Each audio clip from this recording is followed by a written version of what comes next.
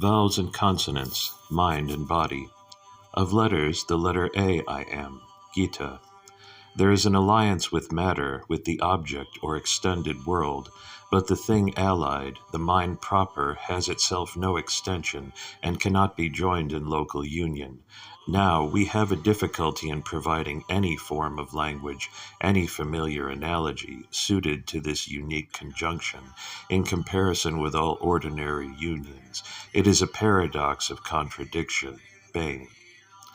The quotation we give above is from Dr. Bain's remarkable book Mind and Body, and the several chapters comprising the book are worth close study, even though we are not bound to accept the learned doctor's conclusions and share in his hope that the philosophy of the future will be a sort of qualified materialism. The important thing is to get at his facts as far as they can be arrived at by close observation and experiment, and such inference as are warranted by strict logic, which have been most thoroughly sifted, and about which therefore there can be no doubt. We will inquire, therefore, what are the proved facts concerning the nature of mind and body and their characteristics, and the nature of their connection, so far as they can be ascertained. Now, as regards mind, it is analyzed into feelings, including emotions, will, and intellect. These are a trinity in unity. They are characteristic in their several manifestations, yet so dependent upon themselves that no one could subsist alone. Neither will nor intellect could be present in the absence of feeling, and feeling manifested in its completeness carries with it the germs of the two others. The ultimate analysis of a feeling being either a pleasure or a pain, it is seen, however, that volition or thought could not, in any sense, be confounded with feelings. What Dr. Bain, however, means in the above quotation is that without the acquisition of feelings, no volition or thought could arise first, that feelings are primarily all derived through the sensory organs and centers, and a pleasure is seen to be connected with an activity which tends to promote life, and a pain to destroy life, which determine also in ethics the nature of right, good, and wrong, papam and puyam. This principle is stated as the law of self-conservation, but there is a limit to all pleasures, and even a pleasure may become painful, if only carried to excess. Another law exhibited in feelings, which applies also to thought, is what is called the law of relativity, namely that change of impression is necessary to our being conscious. Either a feeling or a thought, only too long prolonged, becomes feeble and feeble, till it is blotted out altogether, and we are no more conscious of such feeling or thought. And to become conscious again, we soon change this train, and then revert.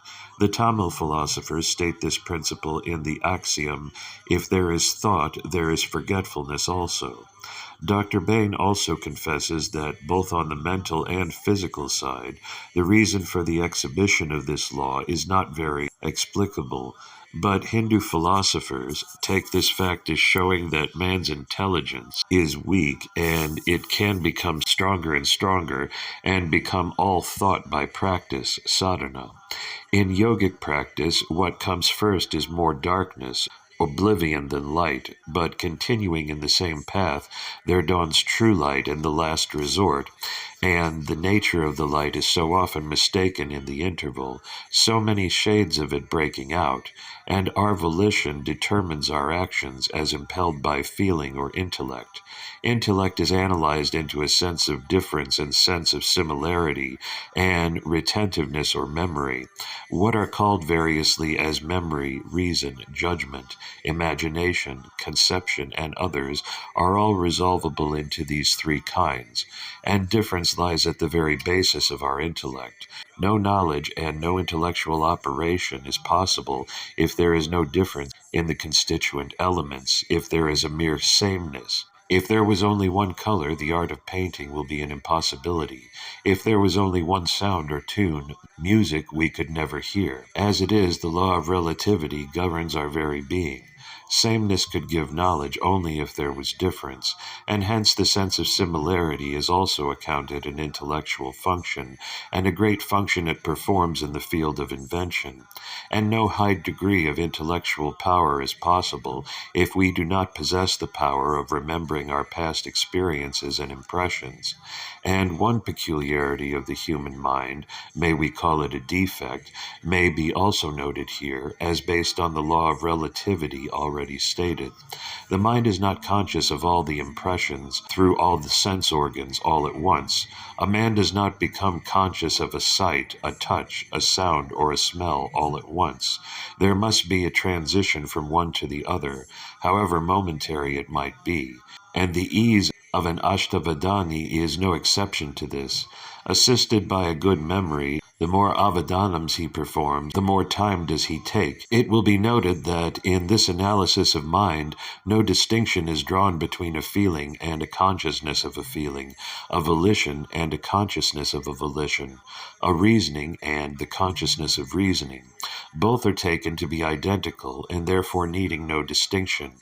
In Hindu philosophy they are distinguished, and a mere feeling or willing or thinking is separated from consciousness of such functions, and the pure consciousness is taken as the soul or sat, and the rest classed with body, and the world as non-soul or asat, other than sat. And we will speak of this distinction more further on.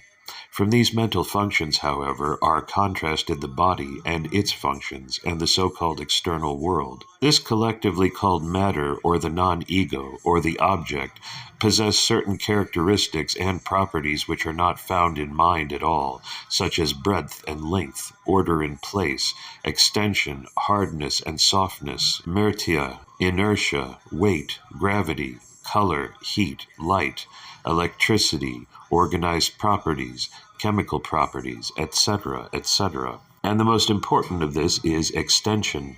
Matter is extended, mind is unextended, says Dr. Bain. We are in this fix. Mental states and bodily states are utterly contrasted.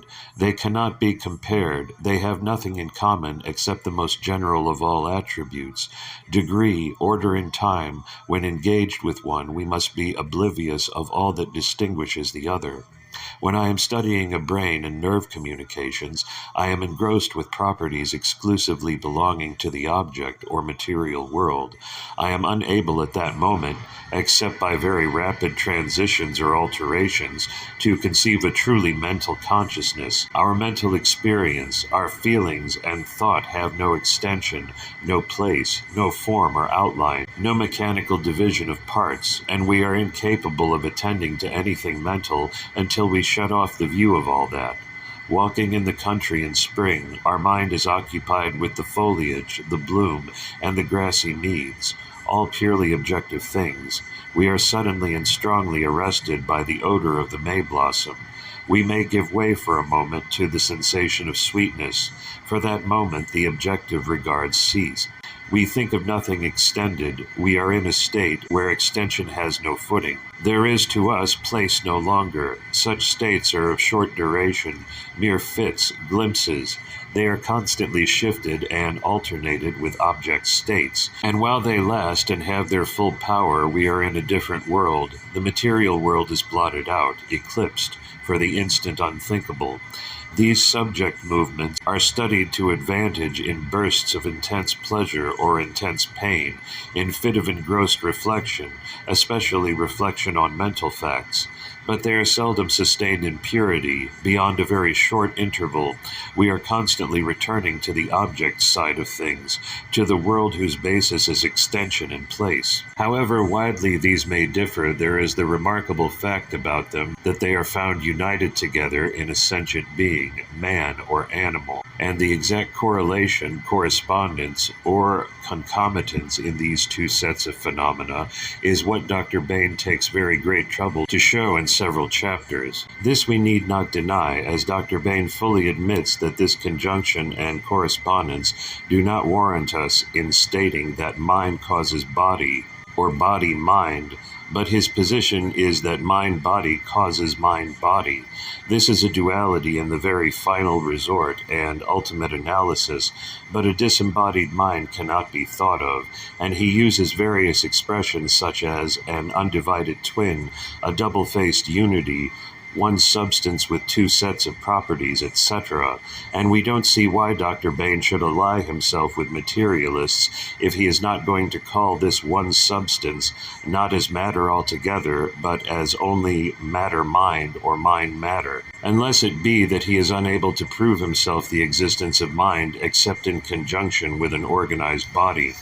This latter circumstance again causes no difficulty to the Siddhanti, who postulates even in mukti none of the three padarthas are destroyed, and who no more believes in a disembodied mind than Dr. Bain, unless a body or an organism be taken to be the body composed of all the 25 lower tattvas. From the table given in number 10 of the first volume of the Siddhanta Dipika, it will be seen that even the most spiritual beings have a body composed of Asuddha and Suddha Maya, and we have also remarked, cautioning against the common mistake of calling matter dead, that these higher aspects of matter are so potent and active as to be often mistaken for God himself. Passing from this point, however, we now come to the question as to the nature of the union between this mind and body. When we talk of union, the suggestion that it is union in place that is most predominant, and Dr. Bain lays great stress on the fact that such a local conjunction is not to be thought of, is impossible. There can be no union in place between an extended thing as chit and an extended thing as achit, and all such expressions, external and internal, container and contained, are also misleading and mischievous. The connection is not a causal connection. It is wrong to call such conjunction as one acting on the other, or as one using the other as an instrument. The theory of occasional causes and of pre-established harmony are also antiquated now. The phenomenon is a most unique one in nature. There is no single similar conjunction in nature so that we may compare it by analogy, and there is no fitting language to express such conjunction either. The only adequate expression to denote a transition from an object cognition to a subject one is a change of state. Language fails, analogy fails, to explain this union, though in itself a fact, and it remains a mystery in a sense, though to seek an explanation for an ultimate fact can in no sense be logical.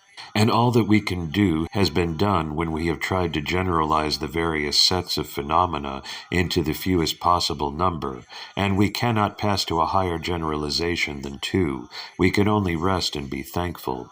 We are sure that this is a perfectly safe position to hold, and our object in penning this article is in no way to differ from this view, only we fancy we have an analogy in Tamil, which will exactly answer the point and make the union more intelligible, besides bringing out the nature of mind and matter in a much more favorable light than from the standpoint of a mere materialist, qualified or otherwise, and we fancy we have been almost every day using language to describe this union, though the name in itself is a puzzle, and embodies both a paradox and a contradiction. Before we state them, however, we will state one or two facts, so far as they bear upon the relation of mind and matter, and which Dr. Bain states more fully in his Mental Science. It is that all objectivity implies the subject mind at the same time. All objective states are in a sense also mental. Unless the mind is present, though unconscious, you cannot have object knowledge at all. We cannot have a pure objective condition at all, without the subject supporting it, as it were, though for the time being it is non-apparent, is entirely blotted out. Sunyam. Or rather, shall we say, though dissimilar, the mind has become thoroughly identified with matter, but mind can ascend to pure subjectivity, and it does not imply the presence of objects, as the object does the subject. And in such a pure subjective state, where is the object? It has become also non-apparent, shunyam. Regarding the possibility, however, of matter being the primary element, there is this fact. Matter is found both as organic and inorganic. And what a world of difference is there between these conditions of matter? Is the peculiar organization given to it by the presence, for the time being, of mind in it, or is it derived solely by its inherent power? We have admitted that the so-called dead matter might possess potentialities without number. Still, is there any sort of similarity between the inorganic properties exhibited by matter and the organic or vital properties? However this be, we will now proceed to state our analogy. It is the analogy of vowels and consonants. We have quoted the Gita verse, but we look in vain even in Shankara's commentary for the meaning we have tried to give it. Possibly Shankara would not give such an explanation, as it would conflict with his preconceived theory. So if there was truth in it, it remained locked, and the key altogether remained with the Siddhanta writers. The most familiar example of the analogy occurs in the sacred Kural in the very first verse of it. As A is the first of all letters, so the ancient Bhagavan is the first in this world. We might fancy an alphabet in which the letter A is not the first, and if the point of comparison is merely to denote God's order and place as the first, so many other analogies might be thought of. And Paramilalagar accordingly notes that the order is not order in place, but order in its origin. It is the most primary and first sound that the human voice can utter, and it is also the one sound which is present in every other sound, vowel, or consonant. All other vowels are formed by modifications of this sound. And what are vowels and consonants, pray? A vowel is defined as a sound that can be pronounced of itself, without the aid of any other sound. And a consonant is one which cannot be sounded except with the aid of the vowel. Let us look more carefully into the nature of these sounds.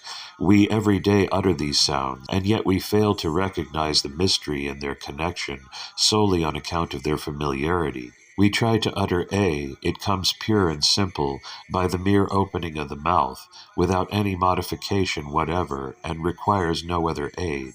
But let us pronounce, say, K. It is K in English, in Tamil it is Ka, or Ik. There is a vowel sound present in it, E or A or I. Let us eliminate this vowel sound and try to pronounce the consonant. Well, the task is impossible. You don't get any consonant sound at all. In the consonant, therefore, there is always a vowel sound present, though we never consciously recognize its presence.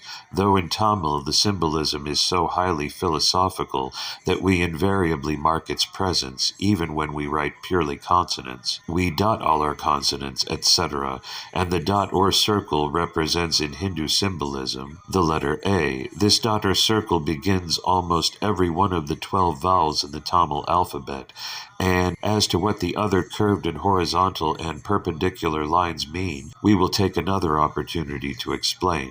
When we write A, therefore, the framers of the alphabet meant to represent how the vowel sound underlies the consonant and supports it, and gives it its very being and existence.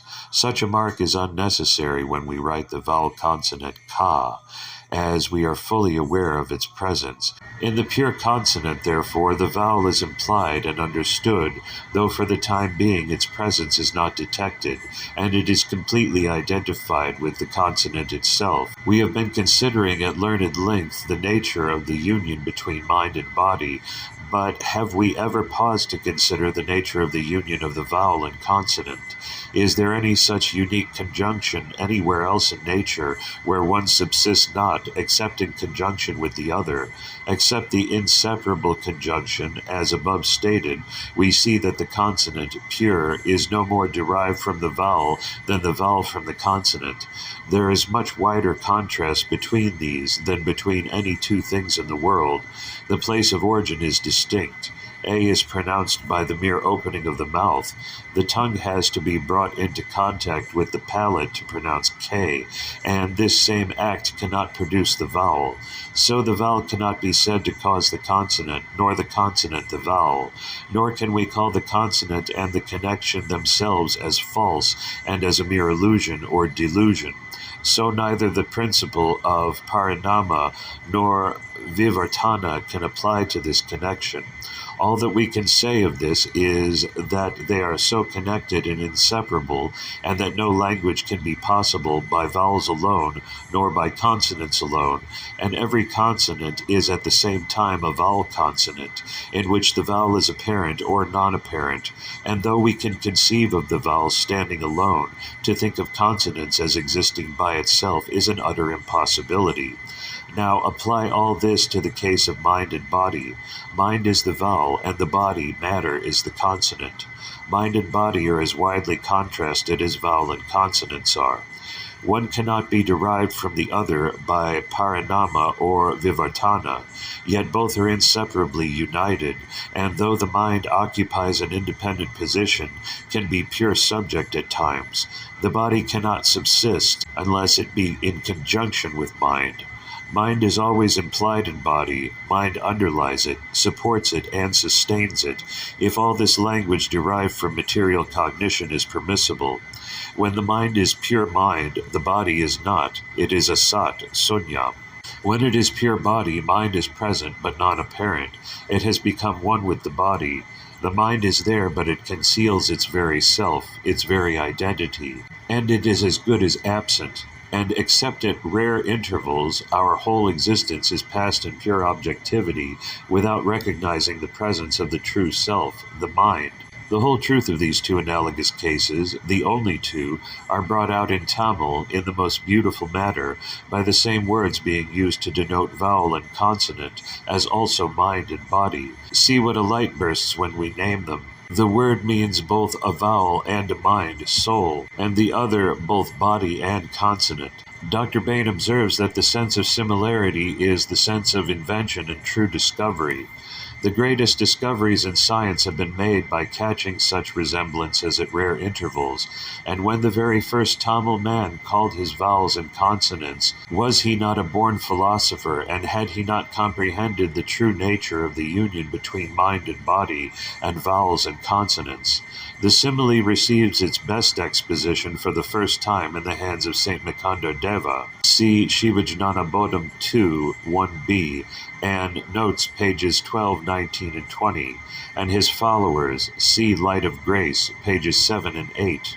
And Saint Mikandar gives a name in the same verse for denoting this connection. This one word is Advaita. This word has been a real puzzle to many, and so many renderings of it have been given. The Tamil philosopher, however, explains it as meaning neither one, nor two, nor neither, and which fully and beautifully brings out, therefore, the meaning of Dr. Bain's words, that the connection is both a paradox and a contradiction. Very few outside the circle of the Siddhanta school could be made to comprehend the truth of this paradox, more so when their mind is prepossessed with the truth of their own views. But we have always used the analogy of vowels and consonants with very great effect, and it has tended to make the subject much clearer than many a more learned argument. We have confined ourselves in this article to deal with the last two sets of phenomena in nature, mind and matter, and we will reserve to a future article the nature of the higher powers we postulate and their connection with the lower ones, and a further amplification of the subject, together with the history of the question in Indian systems of thought. God and the world, the Advaita. The Vedic text Ekam evadvitiyam Brahma, Ekam eva Rudro, Nadvitiyaya taste mean that there is only one supreme being without a second, and this one is the Pati and not the soul. You who say ignorantly you are one with the Lord are the soul and are bound up with Pasha. As we say without the primary sound A, all other letters will not sound. So the Vedas say, without the Lord, no other beings will exist. Shivajnana Bodham 2, 1b. Oh, for the day when I will be in Advaita union with the unchangeable true intelligence, as I am now in union with the Anava, Pasha. Says Count Tolstoy, religion is a certain relation established by man between his separate personality and the endless universe or its source. Morality is the perpetual guiding of life which flows from this relation. And as we have explained in our previous article, even knowledge of a thing means knowledge of its difference and similarity with other things, its relation to things which are dissimilar and to things which are similar, and from the knowledge of such relation, our further acts are determined. Say, if the object be a new fruit we had not seen before, if we find it related to the edible species, we try to eat it; if not, we throw it away. If one should make, however, a mistake in the identification, from imperfect experience or knowledge, or misled by the nice and tempting appearance of the fruit, woe befalls him when he partakes thereof.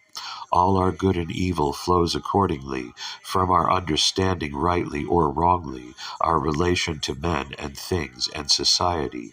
And the highest philosophy and religion accordingly mean also knowledge, and knowledge of the relation of the highest postulates of existence, and different systems arise as different kinds of relationships are postulated. In determining the respective views, imperfect observation and experience, passion and prejudice, trammels created by heredity and society, have all their play, and we have different moral standards followed by men, consciously or unconsciously, as resulting from their already formed convictions. Proceeding on our own lines of discovering these relationships, we took with us Dr. Bain to help us on to a particular stage. He is a most uncompromising agnostic and materialist, qualified, and yet we were in perfect agreement with him all the way he took us, and if he refuses to go with us further, and sees pitfalls and dangers in such a path, and is not willing to brave such, we can quite understand his motives, and can only admire his honesty. So far as we went with him also, it was perfect sailing. We were well aware of things we were talking about. There was no mistaking them. The facts were all within our experience, and there was nothing in them which contradicted our experience, and we were not asked to believe things on credit by appealing to intuition or authority. When reason failed, we were not referred to Shruti, and when Shruti failed, we were not referred to their own individual yogic experience, and when all these failed, no verbal jugglery was adopted, and nothing was made to look grand by making it a matter of mystery. Our meaning is quite unmistakable, and we use plain language, and if it is not plainer, we shall try to make it so. We found accordingly that our present experiences and facts of cognition resolve themselves into two sets of facts, two grand divisions, totally distinct, and yet in inseparable relation, and we called them respectively mind and matter, ego and non-ego, subject and object, atma and pasha, chit and achit, sat and asat. We noted their interdependence and interrelation. As regards the nature of the relation itself, it was in a sense inexplicable. We could say positively that the relation is not one of causation or succession, not mere order and place, and it could not be that of the whole to its part, nor one acting on the other, or using the other as its instrument, nor that of container and contained, nor no relation at all, and we could not thus picture this relation in any other one of the modes known to us in our actual experience, and the only analogy available to us in nature, namely that of vowels and consonants, helped us a good deal to have some idea of this relation. It is not one, it is not two, and our Acharya asks us to keep us quiet. But still, even this position requires a naming, and for want of a better name too, we use the word Advaita to such relation. The word Advaitam implies the existence of two things, and does not negate the relativity or the existence of one of the two. It simply postulates a relation between these two. The relation is one in which an identity is perceived, and a difference in substance is also felt. It is this relation which could not easily be postulated in words, but which perhaps may be conceived, and which is seen as two, Dvaitam, and at the same time as not two, Nadvaitam. It is this relation which is called Advaitam, a unity or identity in duality, and the philosophy which postulates such relation is called the Advaita philosophy, and it being the highest truth also, it is called the Siddhanta, the true end. This view has therefore to be distinguished from the monism of the materialist and idealist, and from the dualism of Dr. Reid and Hamilton. But Dr. Bain and others of his school would regard themselves as monists, but in that case the distinction between this monism, may we call it qualified monism, and the monism of writers before the advent of the present agnostic school must be carefully observed. There is no wrong in using any name for anything, for when particular associations have been already established, it serves no purpose except to confound and confuse, to use old words with new meanings introduced into them. In a sense, this view is also the true monistic view, say from the individual standpoint. When the man is in a pure objective condition, his mind becomes merged in the body. The mind identifies itself thoroughly with the body and is not conscious of its own distinction from the body. By this process of merger and complete identification, the apparent existence is only one, that of the object. When the mind is free from all object consciousness, the object world vanishes, as it were, and there is only one fact present, and that is the mind, and nothing else. Without mind, however, nothing else can subsist, and when the mind is in its own place, nothing else is seen to subsist. And how appropriate does the interpretation of that oft-quoted and oft-abused Vedic text, Ekam Evadvityam Brahma, by Saint Mikandar, seem now. When we arrive at the postulate of God, we arrive at the third Padartha, and nobody has yet been found to postulate an existence higher than these three, and these constitute the Tripadartha of most of the Hindu schools. They differ no doubt in the definition and description of these three entities, as also in the description of their relationships. This third postulate could not be arrived at by direct perception, observation, and experiment. We think, however, it can be proved by strict logical methods, by such proof as is possible, and we are at liberty to postulate it to explain the residuary facts unexplained by the materialists and idealists. If this postulate will explain facts left unexplained by these people, and if it will not contradict any of the facts of human nature and probabilities, there is no harm in having it for a workable hypothesis. We believe also that the materialists and idealists leave many facts unexplained, and that this third postulate is necessary to explain these facts. We, however, do not propose to go into this wide question now.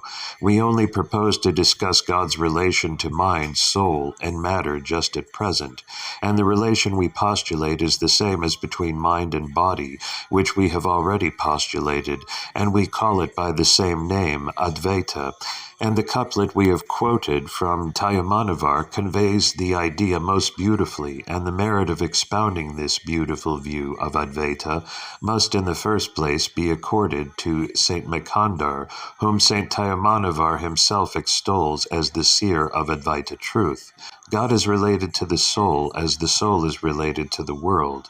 God is the pure subject, the pure ego, and the soul is the pure object, non-ego.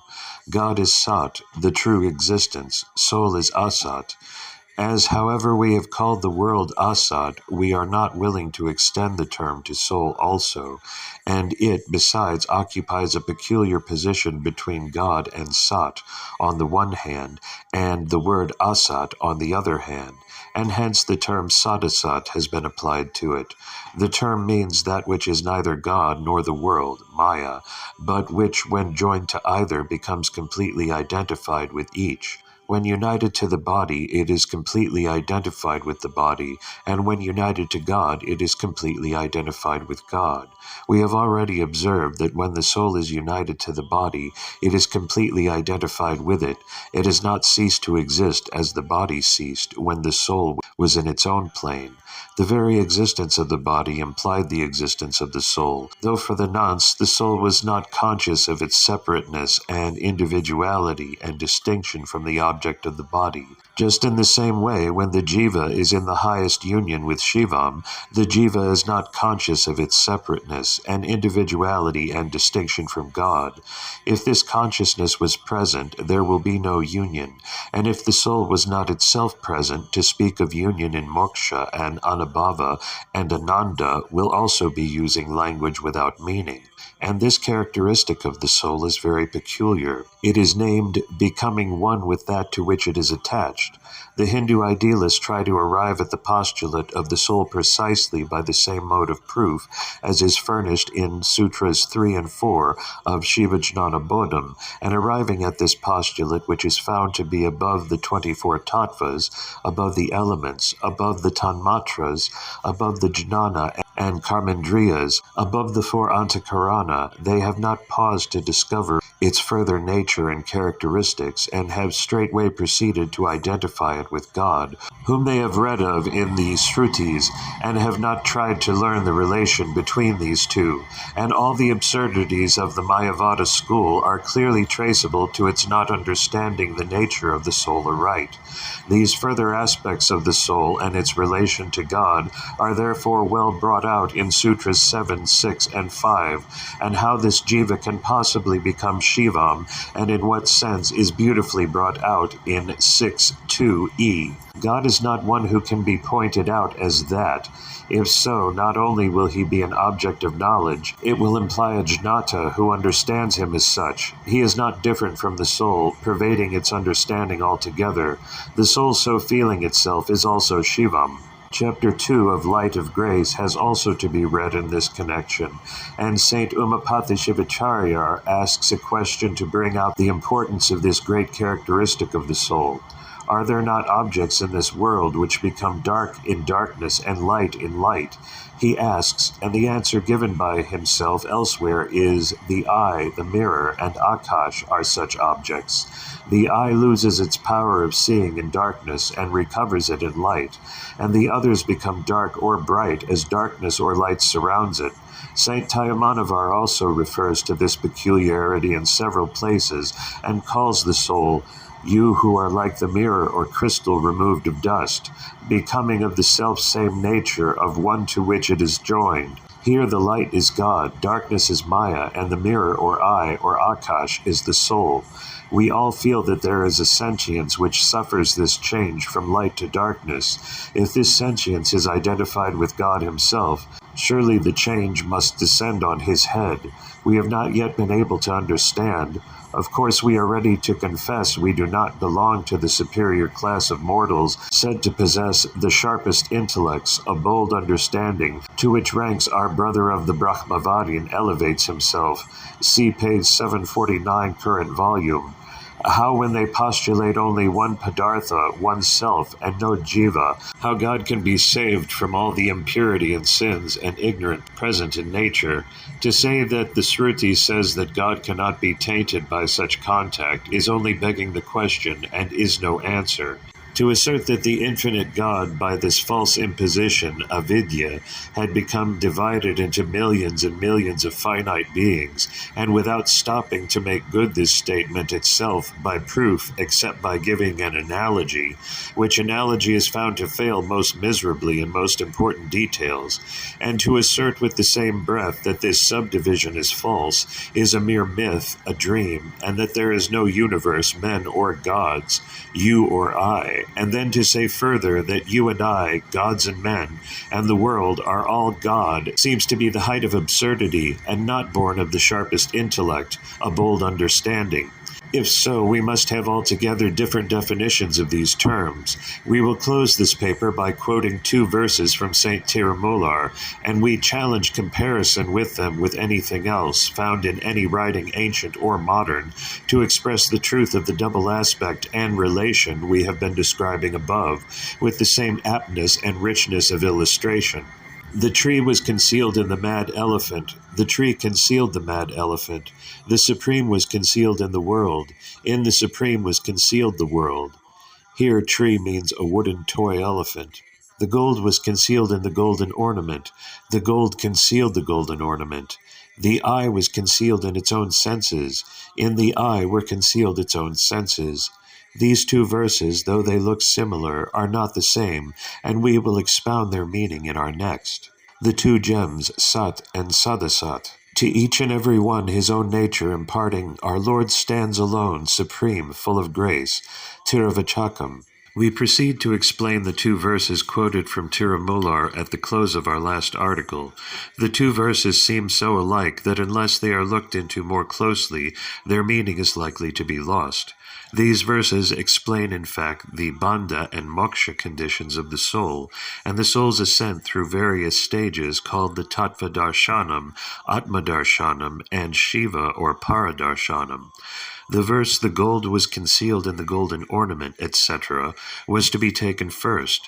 The object before the seer is a golden ornament. The thing can be looked at from two different points of view, in two different aspects. It can be viewed as merely gold, and then we are solely engaged in looking at its color, its fineness, specific gravity, etc. And while we are so engaged, the other view of it, whether it is a brooch or metal or a bracelet, etc., is altogether lost to view. And in the same manner, when we are viewing the object as a mere ornament, then all idea of the gold, its firmness, etc., is lost.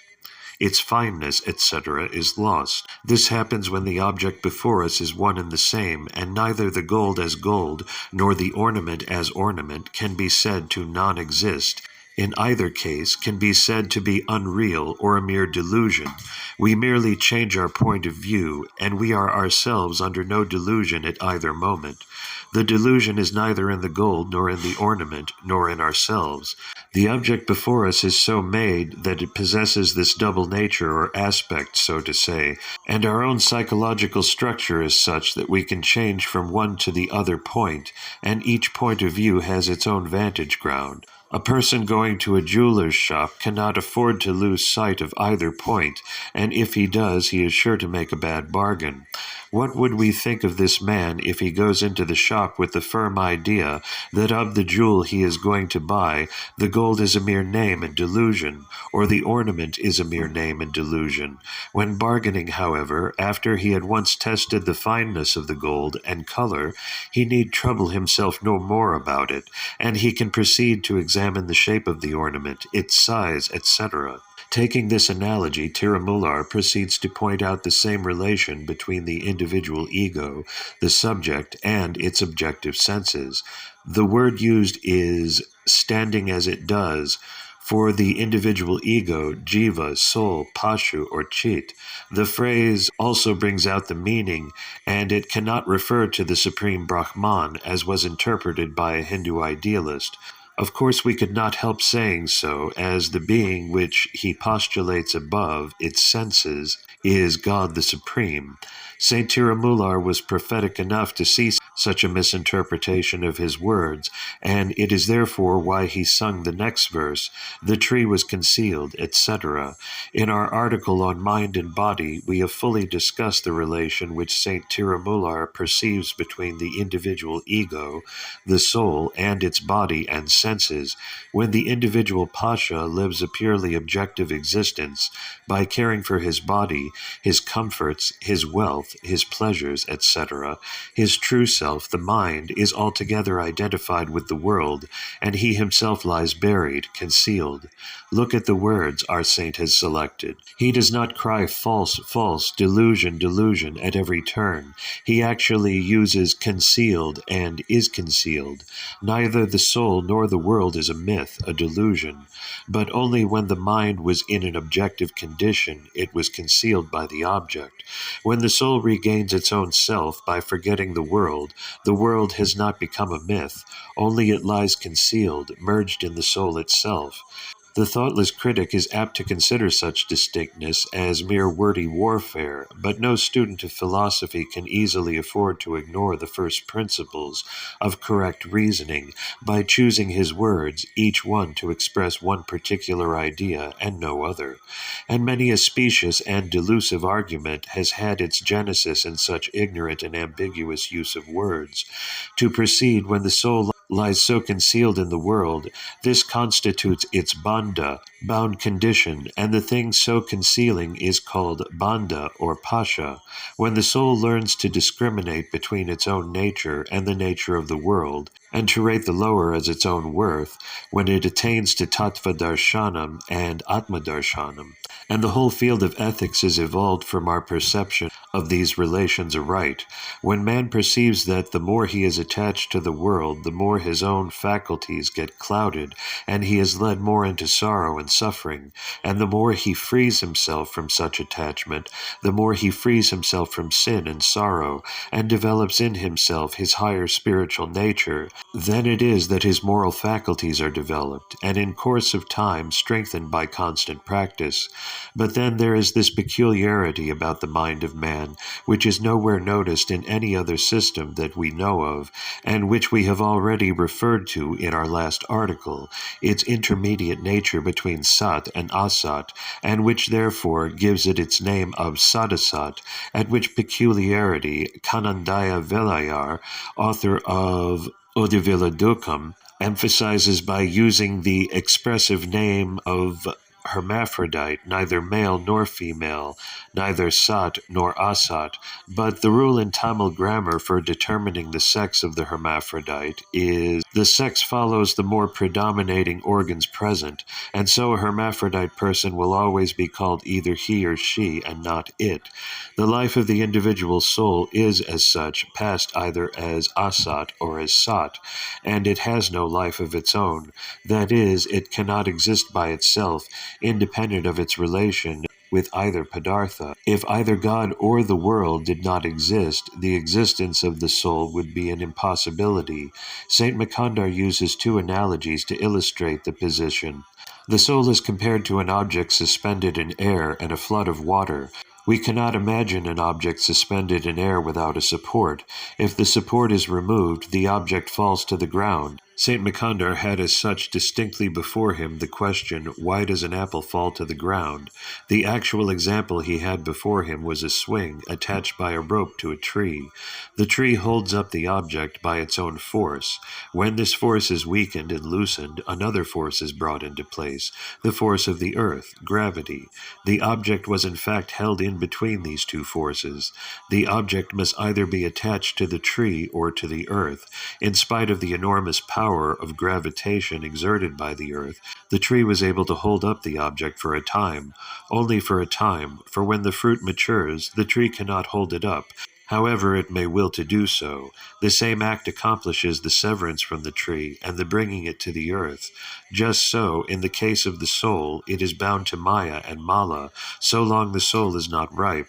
Before it is ripe, we do not perceive its brightness and sweetness.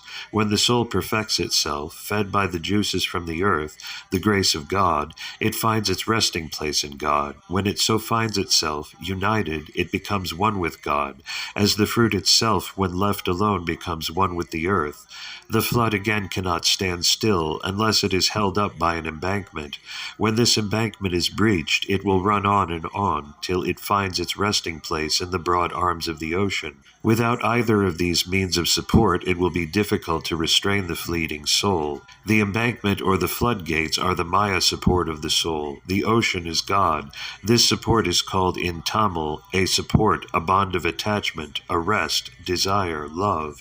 It is this peculiarity which Saint Tiruvallvar expresses in the following couplet, which again is the mere echo of our Saint Manakavachakar's words. This peculiarity of the soul we have been discussing above has a tremendous bearing in connection with various philosophical schools. The ancient Buddha and the modern agnostic would not postulate this other support and resting place of the soul, and we find they are landed in nihilism accordingly. The moment of perfection is the moment of annihilation to the Buddhist. Nay, with his modern apostles, Mrs. Annie Besant, for example, the cry of the Vedas, whence there is no return, there is no return, is merely a vain cry. There is no such thing as final perfection, beatitude, or moksha. The soul must roll on ever and anon, subject to the never-ceasing and ever-recurring evolution, due to the moral necessity connected with the central and most precious doctrine of the exoteric Vedanta, the doctrine of samsara. Here, of course, we see the phenomenon of extremes meeting. The Vedantists could not deny the possibility of the soul attaining the so-called moksha, recurring back into the cycle of evolution as the original retrogression of Brahman into gods and men, brutes and worms, is itself not explicable by him.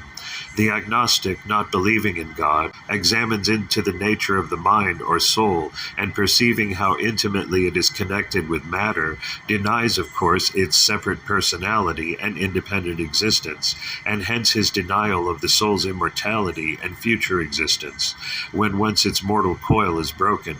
In the case of the Vedantist, however, this peculiarity of the soul will alone furnish the excuse for his theory, and we have heard honest Vedantists admit this as the only explanation of Sri Shankara's otherwise untenable position. When in union with God, the soul has lost not merely the consciousness of the world, the asat, it loses also its self-consciousness, not be it marked its self-being. It loses also its consciousness of difference from God, etc., and the only perception that remains is the bare perception, the bare enjoyment of God. The full manifestation and presence of God as love and bliss alone is felt, and in such a condition Shankara could say there is no second thing. Shankara's experience will therefore be an only one-sided one, and the statement cannot stand as a matter of proof. The state of union which God has called Turiya or Para Avashta, and in this condition, though the conscious perception of the world and soul may not be possible there, beingness, existence, is not gone. And it is this condition St. Tirumular expounds in his next verse. The tree was concealed in the mad elephant. The tree concealed the mad elephant. The world concealed the Supreme. In the Supreme was concealed the world. The Supreme is concealed in the world, not non-existent. The world is concealed in the Supreme, not non-existent. In the sentences, I was concealed by the world was concealed in me. Note the fact that there are only two names, two categories involved, namely I and the world, soul and Maya.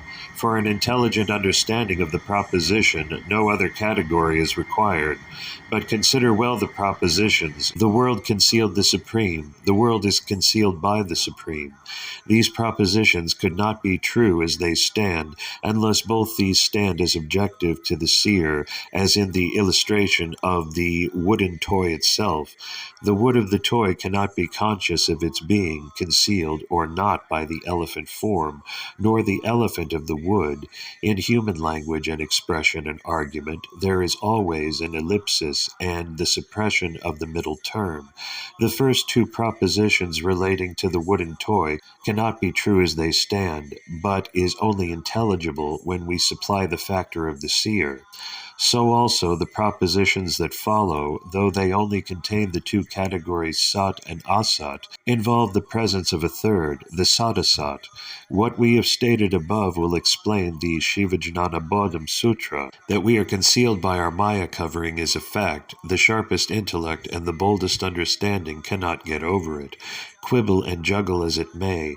And this being a fact, that we are here in ignorance, sin, misery, and that we know the way out of them, but the question of a cause for them is senseless. For nothing can be more senseless to ask for an explanation, when the tact to be explained is itself an ultimate fact. An ounce of fact outweighs a pound of probabilities, say the lawyers, and they only express a logical truth. But the proposition advanced by the Purvapakshi is that the jiva, being neither a part nor a different thing, nor a variation of Brahman, must be the Paramatman fully and totally himself, and as such is clothed with such attributes as all-pervadingness, eternity, almightiness, exemption of time, space, and causality, and that this jiva is hidden by the world, Maya and avidya, as the fire in wood, or as St. Tirumular would put it, wood in the elephant. And he asks, what is the cause of this concealment?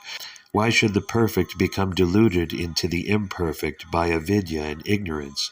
Dr. Paul Deussen admits that here all philosophers of India, of his ilk, Shankara included, and Greece and everywhere have been defective until Kant came to show us that the whole question is inadmissible. We say ditto also, whatever might be the learned doctor's understanding of Kant. The whole question is inadmissible, nay, the whole proposition of the Purvapakshi on which this question is based is inadmissible. It is untrue, is not a fact. The fact is not true that the Supreme Brahman is concealed by Maya and Avidya. Dr. Deussen would put his unfortunate Brahman into the dock and arraign him of high crime and misdemeanors. Our friends are never conscious of what gross blasphemy they are guilty of. Our mind is extremely pained that we should even write so for argument's sake. And before proving his guilt with which he charges him, he would indulge in irrelevant and irreverent talk as to why and wherefore this Brahman committed these crimes. Any ordinary judge would rule his talk as senseless. Also such talk from the accused counsel, kindly engaged by the crown, would be ruled as senseless.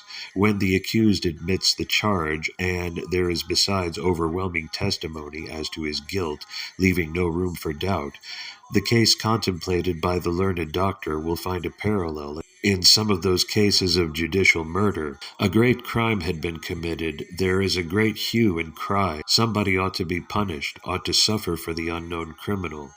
The police run down someone they have long known, an old offender. Witnesses, pseudo-jnanis, with their svanubhuti and esoteric experience, only flock in overwhelming numbers to prove the prisoner's guilt. The weight of testimony is only crushing. The poor prisoner at the bar is simply dumbfounded and cannot find speech to exculpate himself, however innocent he might be, and his silence counts for confession, and he is condemned to die. Before his bones are whitened, however, the real criminal turns up, confesses his crime, and the first conviction is found after all to be based on a case of mistaken identity. We have already shown how liable is the soul to be mistaken for God, to mistake itself for God. Saint Makandar, even where he teaches the initiate to practice Sohambhavana, cautions him before and after not to mistake himself for God. In the presence of Sat, all else is sunyam. Why? Because before the perfect and eternal intelligence, truth, the imperfect and acquired intelligence, the semblance, is shorn of its light, answers our saint, and he illustrates it by saying that the evil Asat ceases to exist before him, as does darkness before the sun, and explains that Hara cannot know them as objects, as nothing is outside him. How well this explanation fits in with the Vedic text. There shines not the sun, nor moon, nor stars, neither these lightnings, much less this earthly fire. After him, the Shining One, all things shine. By his light is lighted this whole world. And when before this Shining One, even the suns and moons pale, they dare assert that darkness, Maya and Avidya, can dare lift up their heads, and veil and conceal, and dim his brightness, and that on account of this veiling, the Shining One can become deluded, and fancy himself as Asat, this body and these senses and this world. Well does the Siddhanta ask, how can you show me a sun covered by darkness? For me to believe in a Brahman veiled by Maya or Upadhi. No doubt the blind man says, the sun is hid by darkness. He will not confess his own blindness and darkness, and transfers his infirmity to the effulgent sun. After him all things shine. By his light is lighted the whole world. Yes, O Lord, we are but broken lights of thee. The little light that shines in each one of our souls is simply borrowed from thee.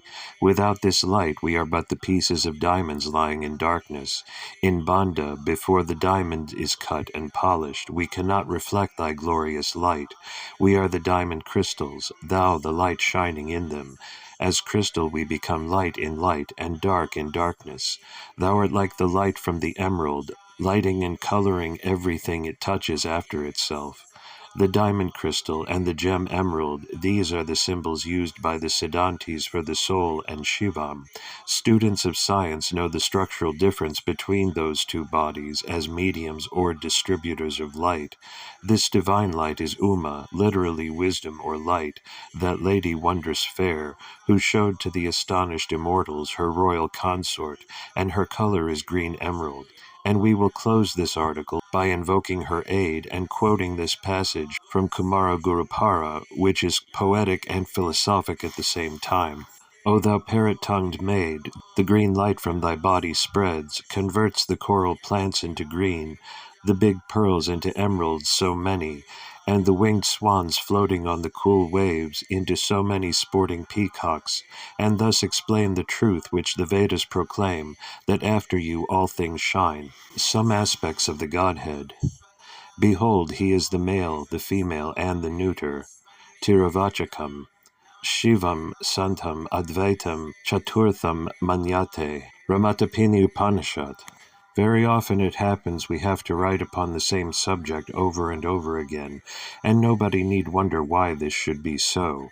We eat the same kind of rice and dish of vegetables over and over again, day after day, from the year's end to the year's end, and yet we never ask why this should be so. The answer is plain that this is the best and safest and most wholesome food we require every day of our life for its sustenance and nurture and growth. What applies to the body applies to the mind as well. The mind requires also some wholesome and safe and healthy pabulum for it to feed upon, also every day, nay, every hour. And you can starve the mind as well as overfeed it, and you may feed it on unwholesome and unhealthy food. And these are irregularities which we should avoid, as we should avoid irregularities in diet. Wholesome food, however often we may repeat, ought not to tire any body, and this is necessary for another reason also. Man is circumstanced more or less by his environment. All sorts of influences are brought to bear on him, and these create doubts and misgivings even in the most well-regulated minds, and the mind vacillates from one extreme to the other. It is therefore good that the mind is made to face the same truth ever and anon, and then indeed our memory is so weak we forget what we learnt only yesterday, and what fails to strike our imagination at one time may attract it another time. Besides, errors and fallacies are repeated day after day, and it becomes necessary to repeat what we regard as truths as often. As such, we make no further apology for going fully into a subject which we touched upon in our review of the minor Upanishads, in our introduction to the Kaivalya Upanishad, and in our article on the personality of God. Very often a controversy is carried on by means of names and words, and the whole fallacy lies in the different parties to the controversy, understanding the word in as many different ways. We have seen how European writers differed in defining the word personal and impersonal, and we have accepted the word personal free from all implication of limitation or anthropomorphism, and in the manner defined by Emerson, Lotze, Dr. Everac, etc. We have also noted the different ways of interpreting the word saguna and nirguna. One calls God Saguna and interprets Nirguna in undoubted and authoritative passages as meaning merely devoid of bad qualities, and in this sense Saguna must mean full of bad qualities, and yet this one will only call his God Saguna and not Nirguna, and he exhibits a clear prejudice against the word Nirguna, thus clearly making out that his interpretation is, after all, only a doubtful expedient at avoiding an inconvenient corner.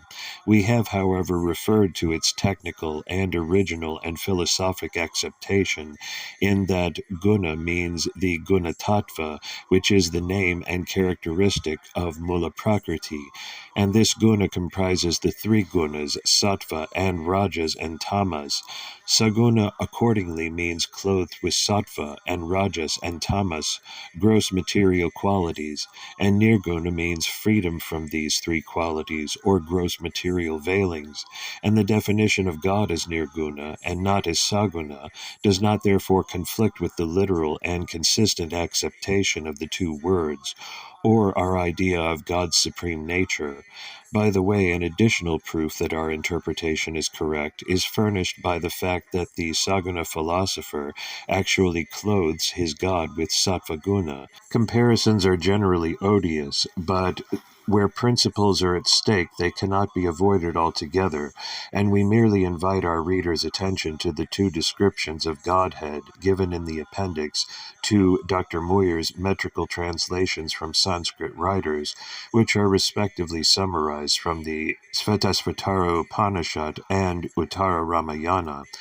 You may omit the names, for they are accidents due to our ancient religious history, and you may give the bare descriptions to our artist, and we have no doubt he will draw two totally different pictures.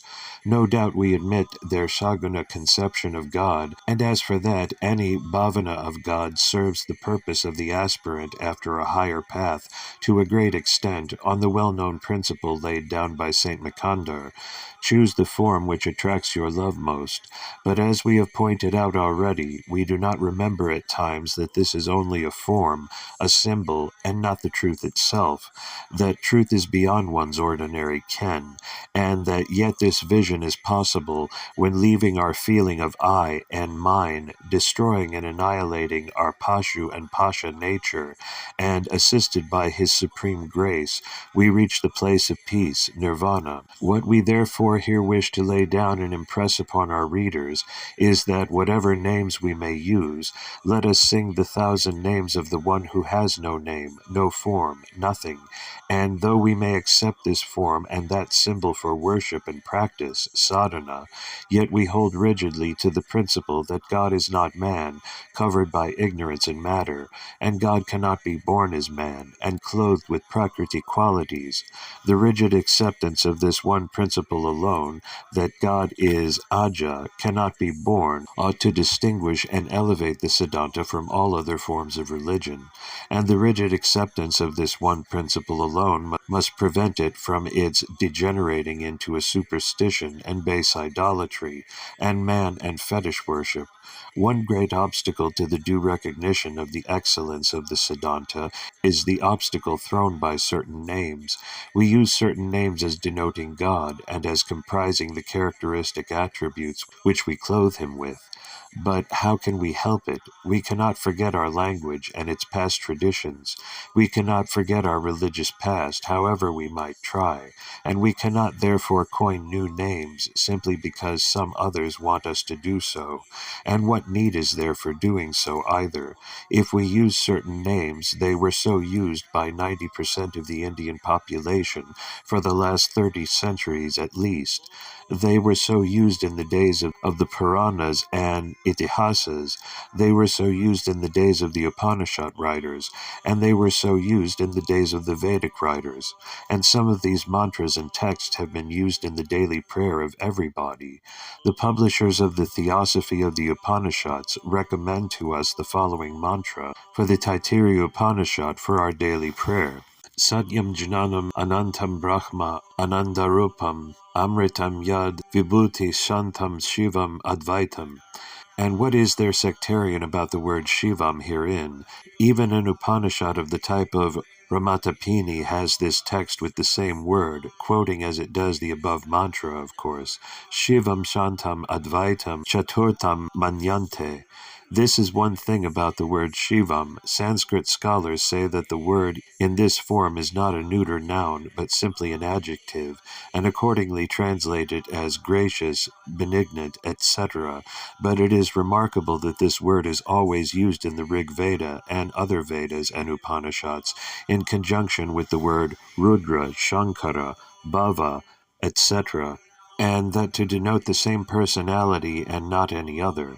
However this may be, the word Shivam is used clearly in Tamil as the neuter form of Shiva or Shivan, as Param or Para or Paran, as Brahmam or Brahman, with no change of meaning in either form, that this accounts for the frequent change from one gender to another in describing the Supreme Being, even in the same mantra as in the Svetasvatara, we have already pointed out, that all these names are also declinable in the feminine gender without change of meaning, we have also pointed out elsewhere. Whether we say Shiva, Shivam, or Shiva, Shankara, Shankaram, or Shankari, Para, Param, or Para, we denote the same Supreme Personality. We use these words and in these forms of gender as these are all the forms or symbols we perceive in the material universe. To us, therefore, these names are mere names and nothing more, and we affix, therefore, no greater importance to one form in preference to another. Though Professor Max Muller would prefer to call God in the neuter it, and think it a higher name, we are thoroughly indifferent as to calling the Supreme as he, she, or it, and we accordingly, with Saint Manivachaka, praise God as, behold, he is the male and the female and the neuter. These lines will be found repeated often and often in the Tiruvachakam, Tevaram, and every other sacred writing in Tamil. Can similar lines be quoted from writers of any other school? We dare say not. But the older Upanishads contain similar thoughts, and that only proves our contention that the Siddhanta school but barely represents today the oldest traditions, and is the inheritor of the most ancient philosophy.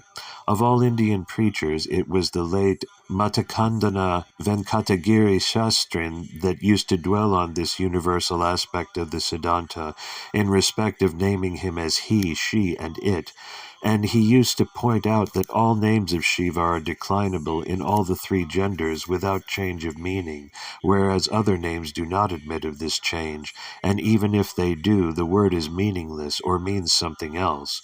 We do not know why some people prefer the neuter form to the masculine or feminine, when in fact it stands to reason that the male and female represent in each the perfection of organized and organic form, much more so than the neuter forms. If by calling him it we mean to emphasize that God is sexless, we must also insist that God is genderless, and that he cannot be spoken of in the neuter gender, and the phrase Stripunapumshaka, he, she, it, has become a technical phrase with us. See First Sutra of Shivajnana Bodham to mean the whole of the material manifested universe and its various forms, and in naming God with words and forms borrowed from matter, we cannot avoid using these words. But then the difference between principle and symbol, truth and dogmatism, has to be perceived. We tried to make obvious clear about this distinction about the Soham or Tattvamasi doctrine in our last, and in the subject we have been elucidating above, a similar distinction has to be perceived. One says, address God always as he, and if you call him it, he says you are addressing a cold abstraction. Another claims to have reached a higher philosophy by refusing to call him as him and by calling him it. Both seem to think that there is something degrading in calling him as she. But the feeling which induces the European to lift the female to almost divine honors, and the tenderest and most passionate of all our emotions, which cling round the word mother, ought to enable one to realize our ideal of God as the divine Shakti, one who Saint Manikavachakar says is even more loving than my mother. Where of course the truth is seen, there will be no more room for ignorant dogmatism, and any and all these modes of address will equally be acceptable to him if, instead of uttering those bare words, we put into them such love as will make our bones melt, and such as is described by our own saint in his Pilgrim's Progress, page 101, Siddhanta Dipika, Volume 1. We began our article with the object of quoting from our Lord Manikavachagar some passages in which he addresses the Supreme as Shivam in the superlative neuter of Professor Max Muller, and the foregoing remarks will be sufficient to introduce those passages. Praise be to Shivam beyond reach of thought, O Shivam who dwells in the heart of those who love him. Shivam which stood unperceived by Hari and Brahma and other gods, losing one's I-ness became Shivam, the sweet Shiva Padam, the Mahat Padam of the Upanishad. I will not touch those who love not Shivam. my father who took me to his embrace by making me Shivam after cleansing me of my sin.